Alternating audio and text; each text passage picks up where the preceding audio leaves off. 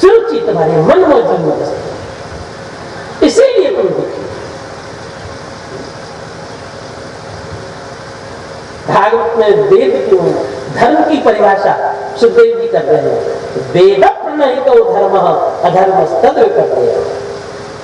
जो वेद शास्त्र कहता है उसका नाम धर्म है और बाकी सब अधर्म।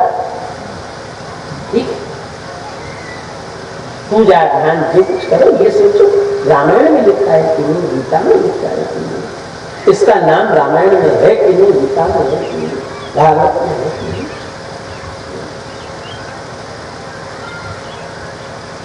जो सुरुचि से चलता है वो घोर अंधकार में पहुंचता है।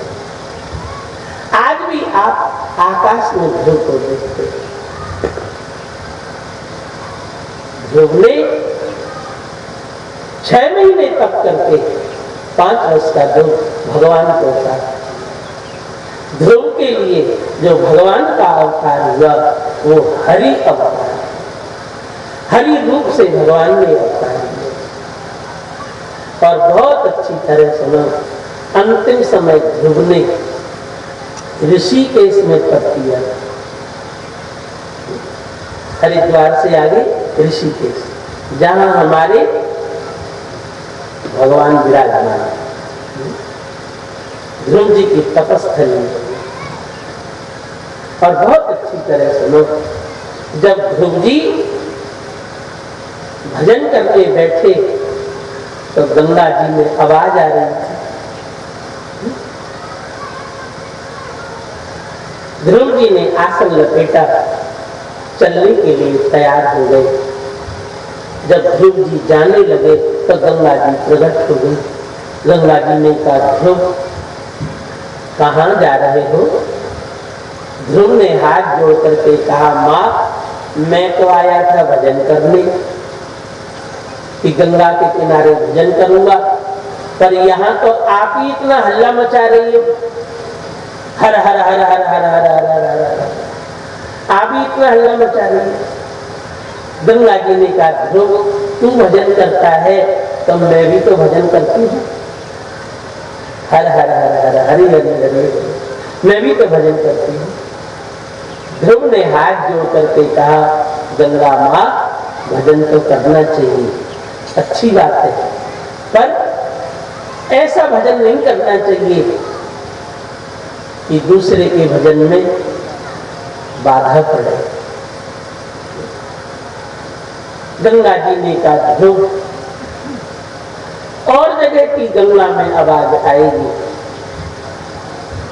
पर तेरे कारण अब ऋषिकेश की गंगा में आवाज नहीं आएगी। पूरे हिमालय में गंगा जी में आवाज आती है, ऋषिकेश से नीचे हरिद्वार में भी गंगा जी में आवाज आती है, पर ऋषिकेश में जहाँ ध्रुव जी ने तप किया है वहां की गंगा में आवाज नहीं आती। ध्रुव के कारण गंगा जी शांत होकर के रहती।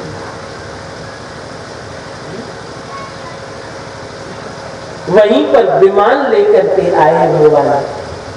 ध्रुव चला, भगवान स्वयं विमान लेके। ध्रुव छोटा, विमान ऊंचा। 5 वर्ष के बालक ने भगवान को प्राप्त किया। ध्रुव छोटा, विमान ऊंचा, कैसे चढ़े? उसी समय मृत्युदेव आए। मृत्युदेव ने ध्रुव से कहा, ध्रुव मेरा नाम मृत्यु है, मैं सबको मारता रहता हूँ,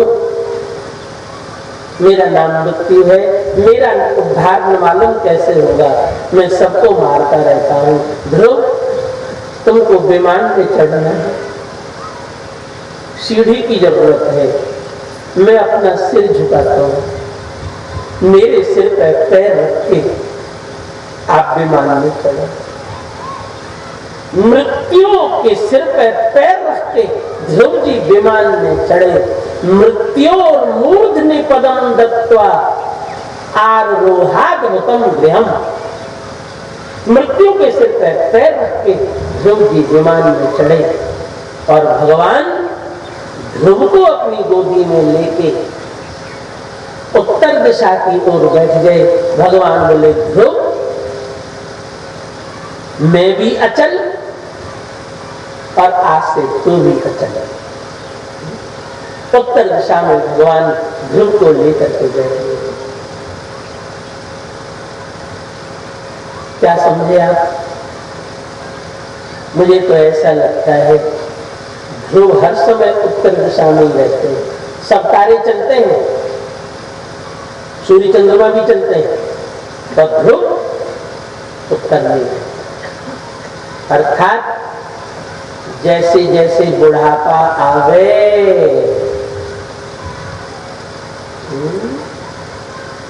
उत्तराखंड की ओर चलना चाहिए।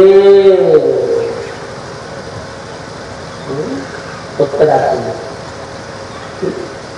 पांडव गए, परीक्षित गए। जैसे जैसे बुढ़ापा आवे उत्तराखंड की ओर चलना। क्यों? जीवन भर प्रश्न खंड ही रहेगा क्या? प्रश्न खंड समाप्त। अब उत्तराखंड का ठीक है। जीवन भर प्रश्न ही पूछते रहोगे। हाँ? जितने भी प्रश्न हैं कथा सुनकर के अपनी कॉपी में लिख लो, ठीक है? सब प्रश्न लिख लो और अपने सब प्रश्न पूछ लो, सबका उत्तर ले लो, ठीक है? और फिर कॉपी पेन पायो अचल विश्राम। कि जीवन भर पूछते ही रहोगे। अरे पूछोगे तो करोगे कब? प्रश्न खंड समाप्त, उत्तराखंड का प्रारंभ हो जाएगा। भगवान ध्रुव को लेके उत्तर दिशा में बैठे।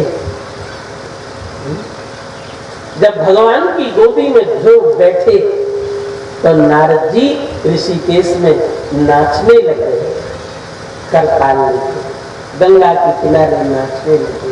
किसी ने नारद जी से पूछा, नारद जी बड़े प्रसन्न हो, क्या बात है? नारद जी ने कहा, बस पूछो मत, मेरे जीवन का आज सबसे बड़ा प्रसन्नता का दिवस है। लोगों ने पूछा, क्या बात, क्या मिल गया? नारद जी ने कहा, बताओ, जब जब संसार में ध्रुव की कथा होगी तो लोग मेरा भी नाम लेंगे कि नारद जी का शिष्य था। भगवान की गोदी में बैठ गया। ध्रुव पद मप यातो यत कृपातो ध्रुवोयम। यत कृपातः, जिसकी कृपा से ध्रुव भगवान की गोद में बैठ गया। जब जब संसार में कथा होगी ध्रुव की, तब लोग मेरा भी नाम लेंगे कि नारद जी का शिष्य था। सुखदेव जी कहते, राजन, कहीं कहीं तो अच्छे गुरु को पाकर के शिष्य धन्य होते हैं, कहीं कहीं अच्छे गुरु को पाकर के शिष्य धन्य होते हैं, पर कहीं कहीं अच्छे शिष्य को पाकर के गुरु भी धन्य होता है। आज ध्रुव को पाकर के नारद जी धन्य हो गए। और मैं तो कहता हूं, धन्य हो उन पुत्रों को, धन्य है उन पुत्रों को जिनके कारण पिता पहचाना जाता है। पुत्र के कारण पिता पहचाना जाता है। अरे ये उसके पिता नहीं है, उसके पिता। धन्य है पुत्र के कारण पिता पहचाना जाता है। और धन्य है उन शिष्यों को जिनके कारण गुरु पहचाना जाता है। मैं कहता हूं यदि विवेकानंद नहीं होता तो रामकृष्ण को कोई जानता नहीं। धन्य हो ऐसे शिष्यों को जिनके कारण गुरु पहचाना जाता।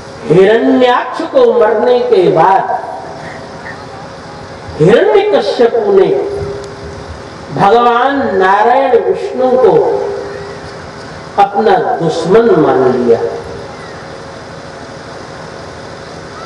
इस बात में दम क्या है मालूम है? अपना मान लिया। अरे दुश्मनी सही कोई है? भगवान को अपना दुश्मन मान लिया, अपना मान लिया, ये तो ठीक ही है। दुश्मनी से पूरी कथा में बस दम की बात यही है, इसमें क्या? अपना मान लिया। दुश्मन माना, वो दुश्मन की बात ठीक है, तो कुछ मान लिया, अपना मान लिया, भले दुश्मन ही मान लिया। कल किसी ने कहा महाराज जी मैं कृष्ण भगवान को भगवान नहीं मानता।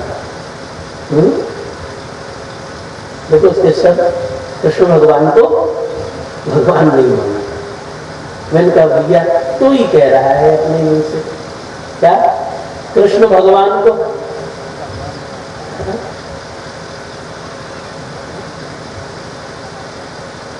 अब रही बात भगवान नहीं मानता, बस इतनी बात तो है। कृष्ण तो मान ही रहा है, कृष्ण तो मान ही रहा है, हाँ? भगवान ही तो नहीं मान रहा, कितनी सी बात है। भगवान ने कब कहा कि मुझे कोई भगवान माना? वसुदेवर देवकी ने पुत्र माना, अर्जुन ने सखा माना, ग्वाल वालों ने सखा माना, क्या बात? गोपियों ने पत्नी माना। भगवान कब कह रहे हैं भगवान मानो? मैंने कहा अच्छा तू कृष्ण भगवान को भगवान तो नहीं मानता, क्या मानता है?